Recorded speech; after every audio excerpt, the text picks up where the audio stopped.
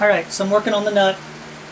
The first thing I did is I had to make sure that the bottom was the same as the bottom of the channel that I have here. Now my channel has a little bit of a slope, so I have a little bit of slope right on the bottom of this. Not a lot, just enough to get it to sit flat and flush in the bottom. I'm going to leave that one side hanging off like that. And what I'm going to do is I've got a pencil where I've actually filed off a portion here. And I'm going to use that to mark a line. And then I'm also going to set that flat against my frets. And I'm going to come across the top here and mark a line. Now, what that does, I'm going to cut off the excess on this end. Okay?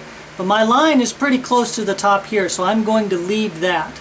And what I will do is when I go to cut my string slots, I will cut down to that line, but not through it, because that gives me the level of where the frets are on the guitar, and I will be able to set my height at the first fret from the nut and that line.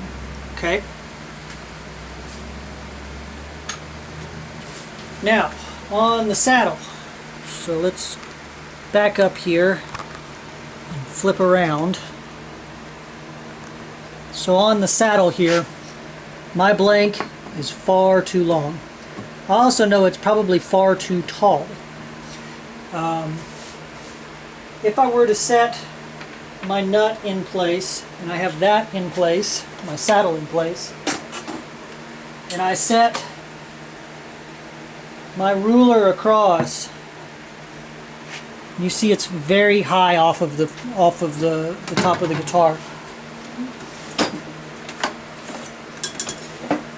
I want to set about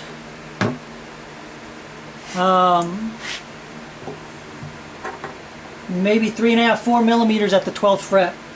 And right now, with it sitting across the top right there, I am at about 8 millimeters off the top of the 12th fret.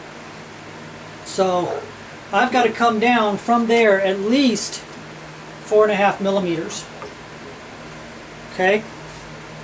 So what I will do is I will take that out, and I will take my ruler, and I'm going to take it, and on each end I'm going to set my ruler on it, and I'm going to mark a line at about 4.5 millimeters from the top. So that right now I'm marking off the bottom. I need to mark it off the top. So that gives me the height of the saddle approximately where I want it.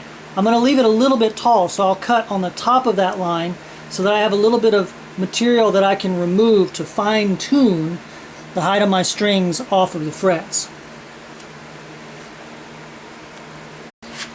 Okay, one other thing I usually do. So here's my nut again, right? And you can see the lines where I'm going to take off material. On the bottom, I generally mark a B and a T for bass and treble, so I know which direction that this is going to go. And I will do that also on the saddle, because that helps me understand. Sometimes I want to leave a little bit more room between the fretboard and the string on the bass side than the treble side. So if I need to take a little bit more off of one side, I know which side to kind of take it off of. Alright, now I'm using a jeweler's saw to take off the excess on this saddle. You could very well just use some sandpaper and just sand off the excess. But I kind of want to keep it, so unfortunately I have to brace it with my hand just a little bit, because I don't want it to just snap. Again, I'm cutting outside my line just a little bit.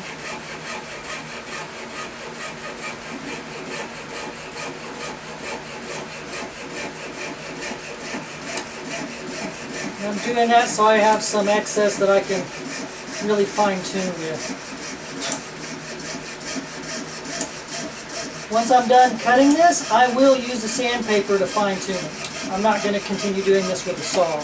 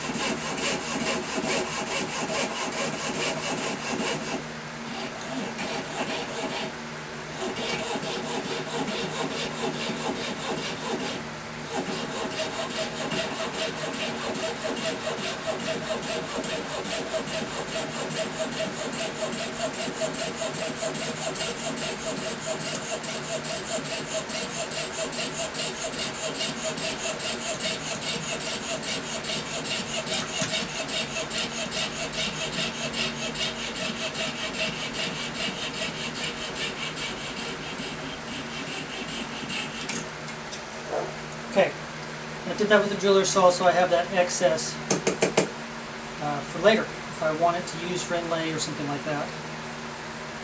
Okay. All right.